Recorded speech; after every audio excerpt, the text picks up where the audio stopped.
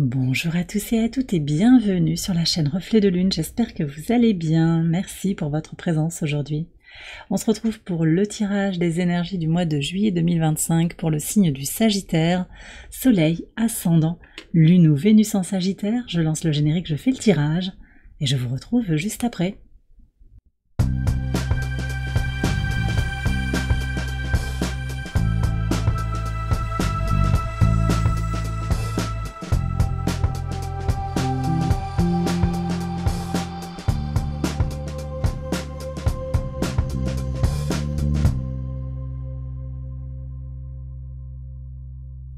Alors on y va les Sagittaires pour les interprétations. Votre arcane majeur du mois de juillet, c'est la carte du jugement. Une carte puissante qui nous parle de prise de conscience, un appel, une évidence sur ce mois, une transformation et aussi on nous parle d'ajustements successifs. Pour certains, il y aura aussi des confirmations concernant les réajustements du passé. Voilà, les choses se mettent en place petit à petit avec des prises de conscience et des percées. On me parle, alors c'est une percée individuelle hein, bien sûr, mais collectivement il y a quand même quelque chose qui est libéré. Alors Jupiter est sorti de l'opposition, on a Uranus qui vient en opposition, donc on continue quand même les confrontations, et là on arrive à quelque chose d'essentiel pour prendre confiance en soi aussi, peut-être faire des changements radicaux aussi dans sa manière de se connecter aux autres, de s'exprimer. Il peut y avoir quelque chose comme ça. On va voir ce que nous dit l'oracle. Le rayonnement. Vous êtes... alors vous avez fait un glow-up peut-être. Il y a beaucoup de succès. Hein. Succès, rayonnement là qui arrive. Alors, on me dit de vous préciser qu'en fait, le rayonnement, la satisfaction, elle vient de l'intérieur d'abord. Bien sûr, vous avez peut-être des ambitions, des aspirations. Alors, on va avoir une pleine lune le 10 juillet en Capricorne qui nous pousse à faire le point sur nos objectifs de vie, à devenir conscient aussi de ses besoins et de sa vision du succès. Alors, il peut y avoir quelque chose comme ça qui vient se définir ou se redéfinir. Et vous avez avec le color mage la couleur abricot foncé. Alors, on est avec le chakra sacré, ici on vous dit de trouver l'humour ou trouver l'humeur. C'est intéressant, j'aime bien le jeu de mots qu'il y a. Est-ce que vous avez peur de quelque chose? Parce que le chakra sacré, c'est là où peuvent se loger les peurs. Mais c'est là aussi où se loge votre puissance créative. Et donc, il y a quelque chose à connecter avec, ben oui, ces émotions, ces humeurs, et puis le sens de l'humour que l'on est invité aussi à adopter face aux aléas de la vie. Prendre les choses avec beaucoup de distance et ne pas trop mentaliser. Je crois qu'il peut y avoir quelque chose comme ça sur cette question que l'abondance est vraiment à l'intérieur de vous et qu'en étant positif, vous attirez à vous de manière magnétique. Et on voit bien cette girafe qui prend de la hauteur, qui attire à elle quelque chose de très lumineux, de très positif. Donc, comme un aimant, vous attirez à vous les expériences positives quand vous êtes aussi dans une forme de positivité. La peur, ça peut être un signal important pour vous prévenir en cas de danger, ça c'est sûr, il ne faut pas le nier. Mais souvent on se crée des peurs qui sont artificielles en fait, une inquiétude sur l'avenir qui n'est pas forcément fondée, qui se base sur des traumas du passé, sur la peur que les choses du passé se répètent et qu'elles définissent votre avenir, alors qu'en réalité il n'en est rien. Donc il y a quelque chose quand même à mettre en perspective, je sens. Voilà. On va regarder les messages maison par maison. On va commencer par votre maison 1, votre état d'esprit pour ce mois de juillet. Ouais, vous voyez, le pouvoir de manifestation, il est là. Donc je crois que vous connectez quelque chose de très précis. On me dit aussi que c'est précieux. Vous savez ce que vous avez entre les mains. Vous avez votre propre pouvoir, votre libre arbitre et votre capacité à répondre avec amour, ou dans une énergie de peur aux situations qui ne sont pas sous votre maîtrise en fait. Parce que oui, Saturne nous enseigne la patience. Là, on a un Saturne alors qui est très bien positionné pour vous en plus, hein, au trigone de votre signe, qui va rétrograder dans le courant du mois. Ça se fait le 13, je crois. Oui, le 13 juillet.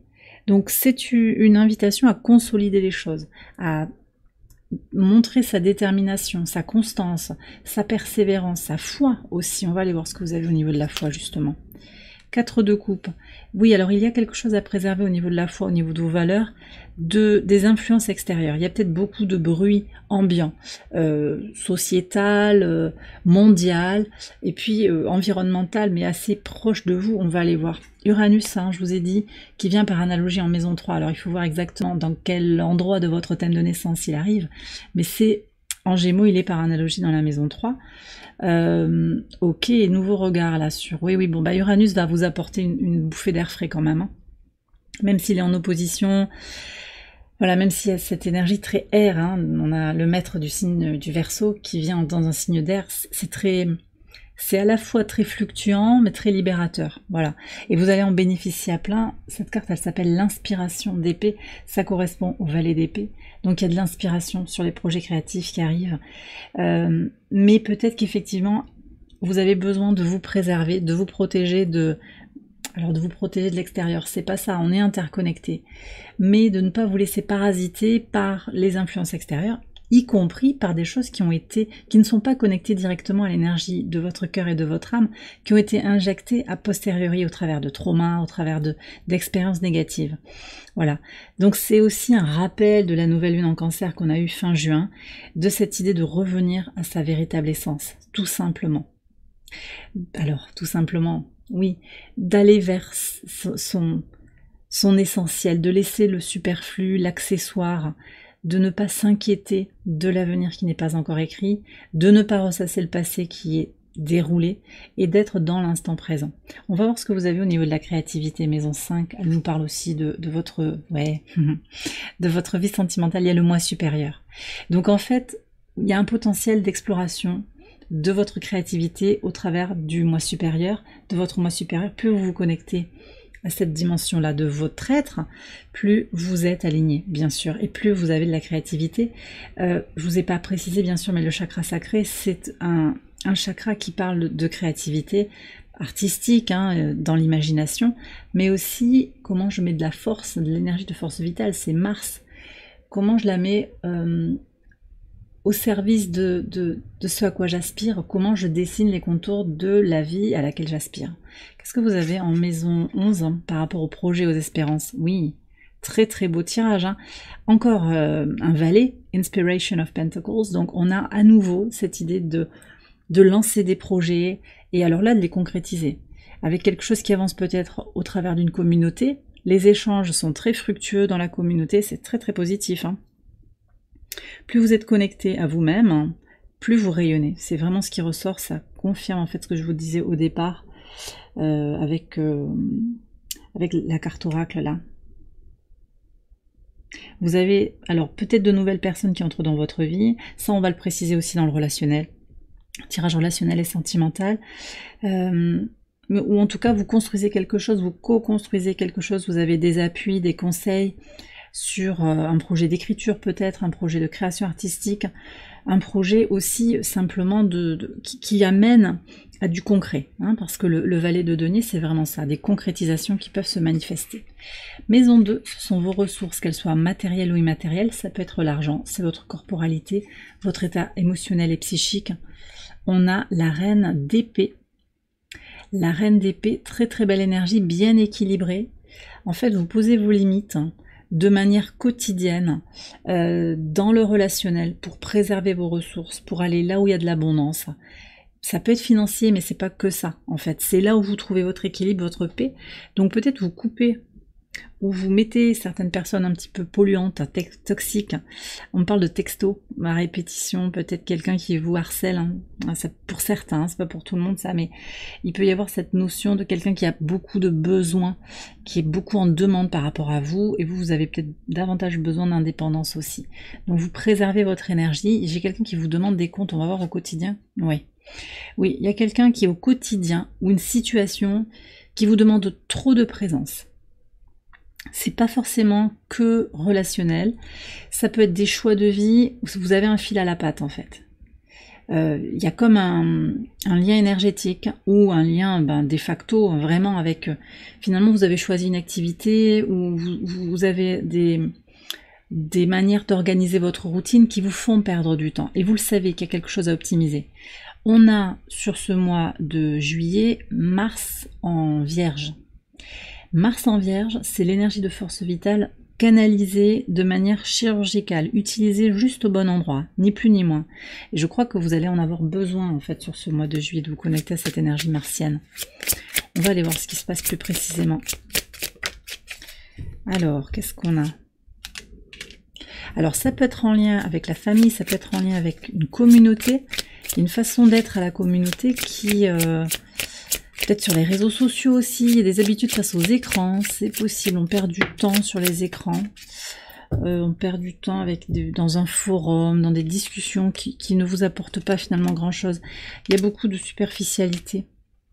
Ah, puis alors aussi, ça peut être une approche aussi du quotidien qui est... On s'illusionne en fait, on se crée des soucis. Vous prenez si ça vous parle, on se crée des soucis qui n'en sont pas. Alors, Mercure va rétrograder. Donc, il y a une invitation. Ça se fait quand, ça, déjà? Ça se fait le 18 juillet. Mercure en Lion, très bien positionné par rapport à votre signe, vous apporte de la confiance en vous. Mais c'est vrai qu'à la moitié du mois, cette rétrogradation, elle peut fausser un petit peu les perceptions, elle peut amener par nécessité à prendre du recul sur comment on a osé se lancer, on a osé s'affirmer. Ne revenez pas sur ce qui a été posé, d'accord? Ne doutez pas de vous. On va aller voir ce que vous avez dans les transformations ici, transformation profonde. Indépendance, oui. Alors, j'ai peut-être des sagittaires, vous prenez si ça vous parle, mais j'ai des sagittaires ici qui ont besoin d'une validation extérieure. Vous êtes assez sensible à la critique, peut-être, pour certains, et c'est humain, hein, c'est humain. Ouais, donc sensible à la critique, vous attendez en fait qu'on vous valide. Vous attendez pour certains une reconnaissance qui n'est pas encore là. Alors je vous dirais, vraiment prenez-le avec humour parce que la source vous dit, en fait, t'as pas besoin de chercher une validation extérieure. Tout est déjà là en toi. C'est aussi ça la grande prise de conscience, c'est que à partir du moment où vous vous suffisez à vous-même, même si nous sommes des êtres sociables et que nous sommes interconnectés, énergétiquement, mais aussi dans la matière, hein, c'est assez difficile, même si ça dépend des gens. Il y a certaines personnes qui aiment vivre de manière très indépendante, mais c'est difficile en fait de croiser absolument personne aujourd'hui, ni sur les réseaux sociaux, ni dans la vraie vie. On a toujours des connexions, des contacts avec d'autres humains. Bon, je pense qu'on peut aussi se débrouiller pour avoir le moins de contacts possible, mais l'objectif c'est pas ça. De toute façon, c'est pas d'avoir zéro contact. De par notre nature, on est autrement. Voilà. Mais là, ce que je ressens, c'est qu'il y a une nécessité de travailler à son indépendance, surtout émotionnelle, décisionnelle. Et puis, pour certains, il y a aussi une question matérielle que vous allez régler, je pense, sur ce mois de juillet. Vous êtes en codépendance, parce que peut-être il y a des dettes communes dans l'entreprise, dans le couple, en famille, des engagements dans les affaires. Vous avez, c'est vraiment ça, j'ai un fil à la patte ici qui vous donne du souci et qui vous crée des tracas au quotidien. Alors, qu'est-ce qu'on a comme conseil sur le quotidien de l'organisation? On a le roi de bâton. En fait, vous avez à vous affirmer. Vous affirmez, posez vos limites, ne pas attendre après l'autre. Je pense qu'il y a quelque chose à clarifier, quelque chose qui n'a pas été dit aussi. On me parle d'une parole qui est attendue quelque part. On va voir comment ça évolue là sur votre quotidien. Ouais, très bien. Reine de denier, il y a beaucoup de praticité en fait sur le quotidien. Voilà, tu me fais gagner du temps, j'y vais. En fait, vous allez optimiser. Vous allez peut-être faire un bilan de votre temps d'écran, de vos consommations, de tout ce qui peut être un peu toxique, addictif. Et ramener un petit peu le curseur à quelque chose de plus harmonieux, de plus équilibré. Ça ne veut pas forcément dire couper net, c'est pas forcément ça que je ressens. Mais peut-être réduire une consommation de tabac, vous voyez, ça peut être quelque chose comme ça. Moins relancer une personne... parce que on se le doit, vous voyez, ça peut être très varié parce qu'on me donne plein de choses en fait. Ça peut être sur des trajets, comment vous organisez vos déplacements, votre organisation par rapport à vos enfants, il peut y avoir quelque chose comme ça. J'ai aussi des gens, alors c'est très très spécifique aussi, vous faites à la place de vos enfants, pour certains. Parce que vous dites ça ira plus vite. Mais finalement, c'est vous à chaque fois qui le faites. Même avec des tout petits. Hein. Donc là, on délègue un petit peu plus. Voilà. Ça peut être aussi dans le travail. Hein. J'ai des gens qui sont assez indépendants. Et donc, ouais, c'est intéressant parce qu'il y a une réponse par rapport à ça. Et donc, vous déléguez peu, finalement. Ou alors, vous déléguez trop et vous laissez votre propre pouvoir à d'autres personnes qui, finalement, vont faire quelque chose autrement. Donc là, il y a une approche très mesurée, finalement, de ce que je garde qui est en mon pouvoir et comment je donne mon pouvoir à quelqu'un d'autre. Je délègue ou au contraire, j'apprends à moins déléguer n'importe comment avec finalement des résultats où vous devez passer derrière, vous voyez, et puis finalement vous perdez du temps. Il peut y avoir ça, mais aussi une volonté d'être hyper indépendant. Donc en fait les transformations, ça va être un réalignement par rapport à cette question d'indépendance. Finalement le fait de tout endosser et de tout faire pour l'autre ou de tout faire tout par vous-même, est-ce que c'est votre solution actuellement? Et est-ce qu'il n'y a pas quelque chose qu'on peut réajuster? Parce que moi je sens quand même dans la vie de tous les jours une grande perte d'énergie en fait, qui va être transitoire à mon avis. C'est valable sur le début du mois, mais ça va se tasser assez rapidement parce que vous mettez le haut là, parce que vous aurez une approche très pragmatique. Il peut y avoir aussi l'idée sur le plan budgétaire de couper avec des petites dépenses, des dépenses... vous voyez, ça peut être des contrats qu'on renégocie ou, je sais pas, un contrat de... une assurance se casse de, je sais pas quoi, un appareil électroménager, vous savez, ces petites sommes-là qu'on a tous les mois. Puis finalement, ça fait peut-être 100 € dans l'année, mais c'est des toutes petites dépenses qui ne servent à rien, en fait, qui n'assurent plus rien, par exemple, ou... Voilà. Un nettoyage de vos dépenses. J'ai l'impression qu'il peut y avoir ça aussi, et ça va vous faire récupérer de l'énergie. Sur votre maison 4, les fondations, vos racines, la famille, 6 de coupe, il y a des guérisons là, familiales. Guérison, rééquilibrage émotionnel, de la réparation possiblement. On est en paix avec son passé, on est en paix avec son histoire, alors on se retrouve en plein dans la saison du cancer. Nouvelle lune en cancer, pleine lune en capricorne, tout ça, ça aide à redéfinir en fait comment on est dans sa base et comment on jaillit dans le monde. Hein. Donc là, il y a vraiment un potentiel de guérison. Je vais préciser pour voir qu'est-ce qui se passe là sur la guérison. Une parole qui se libère, on me parle de ça encore. Ouais, alors il y a quelque chose de guidé pour aller vers plus d'ancrage. Vous voulez la paix en fait. Vous voulez être en paix avec votre histoire. Peut-être que vous allez faire la paix aussi avec certains membres de votre famille. Alors, vous avez besoin d'indépendance, mais aussi de douceur et d'ancrage. Et c'est intéressant, parce que vous allez vous reconnecter, ou en tout cas, et j'ai la carte de la justice en dos de deck, intéressant. Vous gardez les contacts, vous mettez en fait, j'ai des images de curseur, on met la dose juste nécessaire par rapport à la famille. Pour certains, vous êtes très soutenu par la famille, pour d'autres, c'est plus difficile. Il n'y a pas forcément de rupture complète, on revient dans un cadre imposé. Et tout ça, c'est vous qui l'imposez. Reine d'épée, il y a de la clarté, il y a de la volonté de préserver votre harmonie. Je vous ai dit hein, sur... alors je sais pas, j'en ai parlé, je pense, sur... Bah oui, les tirages du mois, et puis peut-être les tirages de la semaine du... La semaine de fin juin à début juillet, là. Où on se retrouve... oui, c'est ça, avec le premier quartier de lune en balance. On se retrouve au milieu d'un grand cycle de la balance qui parle d'harmonie intérieure et d'harmonie relationnelle. Et la nouvelle lune en cancer et la première phase de lune, premier quartier de lune en balance, réactive tout ça.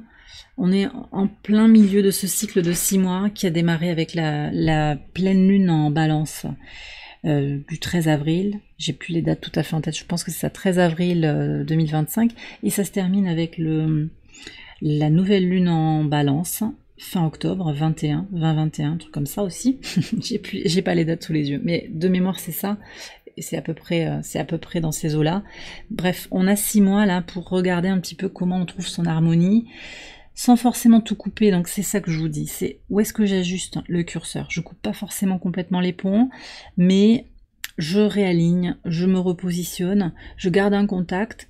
sans forcément aller vers quelque chose de toxique. Et ça permet d'être dans la guérison, dans l'amour inconditionnel, et donc dans une vision aussi, une perception plus spirituelle de soi, hein. Connexion à son moi supérieur, sur tout ce qui est lié à l'épanouissement personnel et à l'identité aussi. Dans la maison 5, on a ça, et tout ce qui est lié à l'enfant intérieur, donc indirectement à la famille. Parce que l'enfant intérieur, ben, il a été modelé, marqué, possiblement par les expériences familiales.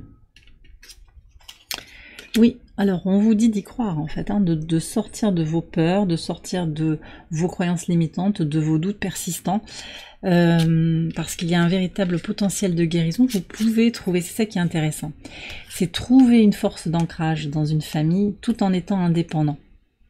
Je prends ce que j'ai à prendre et je laisse ce qui ne me correspond pas, et c'est ok. Et donc c'est pas tout noir ou tout blanc, c'est pas on ou off, tout fâché ou tout fusionnel, c'est entre les deux. Comment je trouve ma véritable identité dans cela, tout en sachant aussi qu'en tant qu'âme incarnée, ben vous faites partie d'une famille d'âmes, et puis vous êtes entré dans cette famille de sang. Et donc c'est aussi les deux à la fois, c'est la spiritualité, c'est votre âme infinie, et votre incarnation qui est finie, et qui restera aussi toujours marquée par cette connexion, par le sang. En fait, il y a quelque chose aussi d'immuable dans cette matérialité, mais immuable, mais en même temps que l'on peut transcender, parce qu'il y a d'autres plans de conscience à aller explorer. Voilà. Bon, je vais voir comment tout ça, ça vous permet de jaillir dans le monde. On regarde la maison 10, contribution au monde, ambition, ascension sociale, la grande prêtresse. Alors, c'est magnifique, hein, grande prêtresse. Alors, vous avez peut-être un rapport avec l'énergétique, les sciences liées à l'invisible, hein, vous voyez, il peut y avoir quelque chose comme ça. Vous vous sentez guidé intuitivement pour aller vers votre mission de vie, votre idéal de vie. Voilà. Il y a un véritable appel à vivre votre vie professionnelle ou occupationnelle avec votre intuition. Donc vous voyez, c'est les deux à la fois aussi. On peut avoir un métier très terre à terre, très pragmatique, mais y impulser sa part spirituelle. Peut-être dans sa pratique, mais aussi dans l'approche que vous en avez pour vous-même. Et vous savez en fait, alors peut-être vous vous sentez possiblement en apprentissage, en découverte aussi de secrets, de savoir-faire. Il peut y avoir de l'artisanat, on vous transmet des secrets, mais aussi alors on me donne l'expression maître énergéticien. Voilà, vous avez peut-être une formation dont vous n'avez parlé à personne, hein. Vous suivez une formation pour apprendre à être dans votre mission de guérisseur. Il peut y avoir quelque chose comme ça aussi. D'accord ? Allez, maison 7. C'est les relations aux autres, la vie extérieure à vous-même, les associations, les partenariats. Magnifique. Le 3 de coupe, ben, quand vous rayonnez, vous attirez à vous de belles relations. Il y a quelque chose de très festif, de très dans le partage intellectuel, beaucoup d'échanges intellectuels.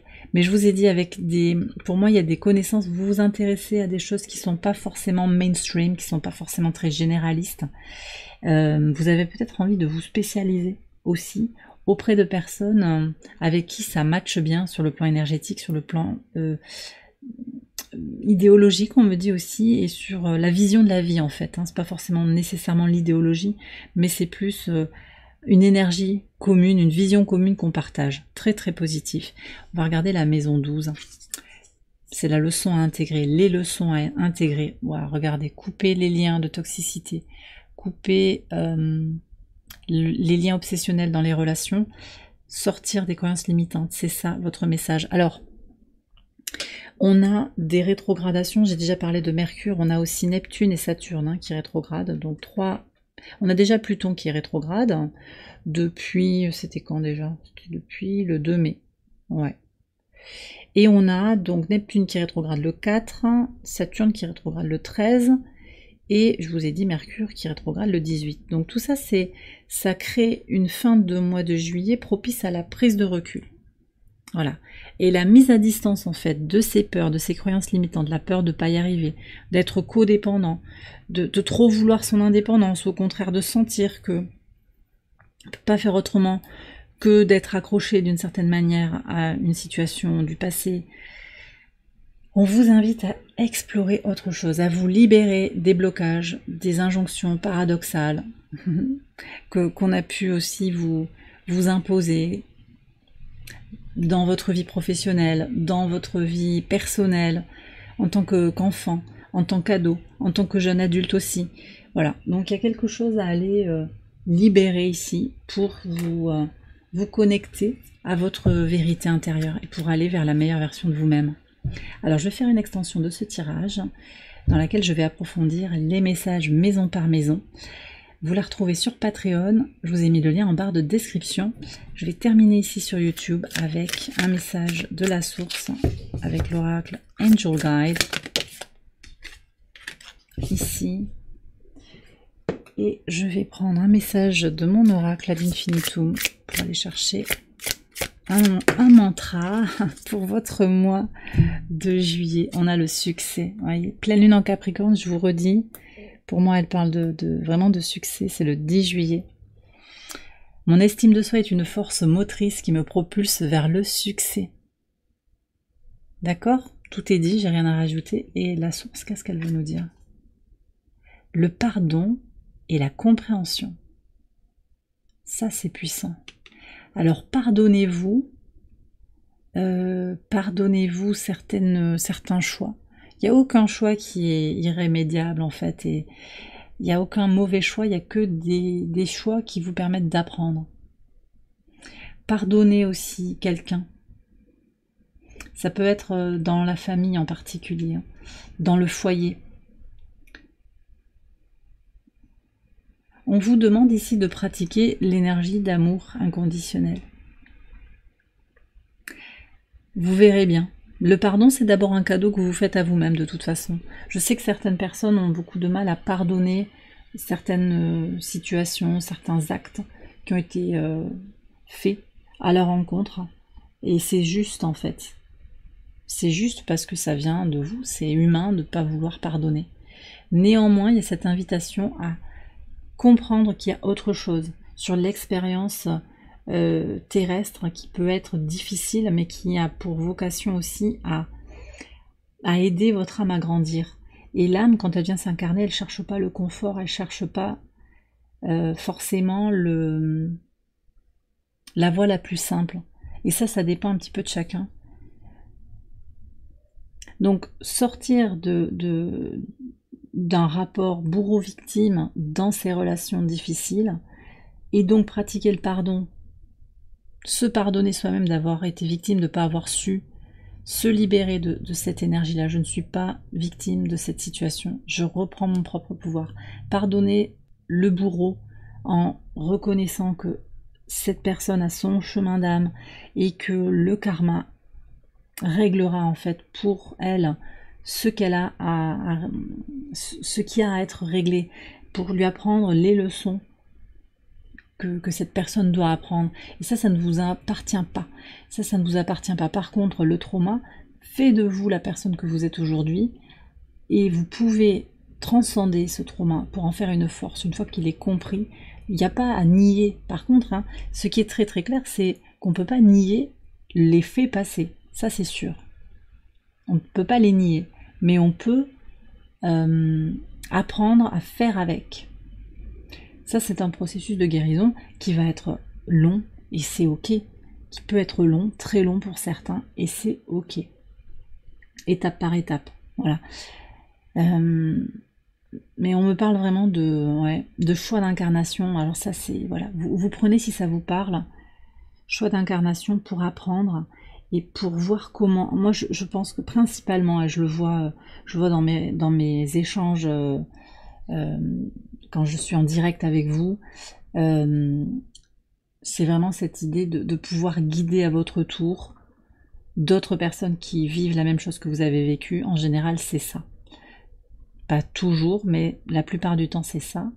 Et donc de devenir un porte-flambeau quelque part pour faire rayonner la lumière et faire reculer l'ombre sur ces personnes qui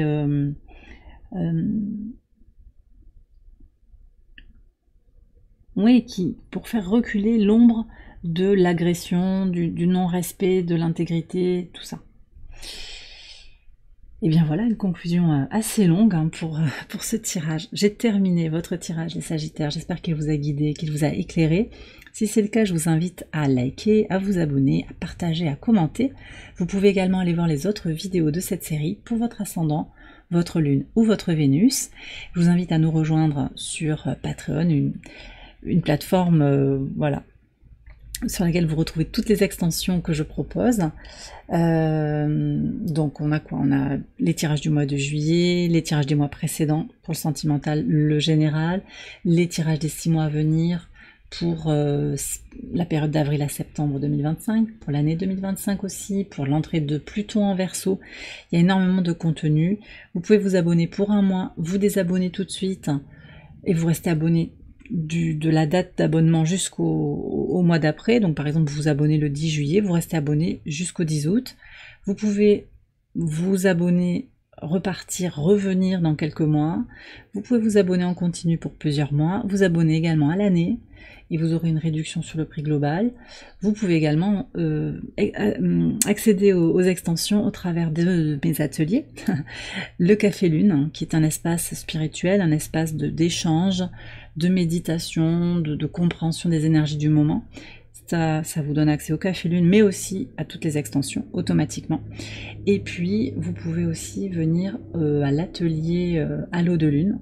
Là, c'est pour apprendre le tarot et l'astrologie combinée pour développer votre intuition.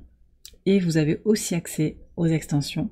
Vous pouvez aussi avoir un package où vous avez absolument tout ce que je propose. C'est le niveau Super Lune. Et là, vous avez absolument tout mon contenu, tout le contenu que je propose chaque mois. Allez, je vous laisse sur ça. Très bon mois de juillet à vous tous et à vous toutes. Merci beaucoup pour votre présence, votre soutien, vos commentaires, vos partages. Voilà. Je vous embrasse bien fort et je vous dis à très bientôt pour la prochaine vidéo. Bye bye.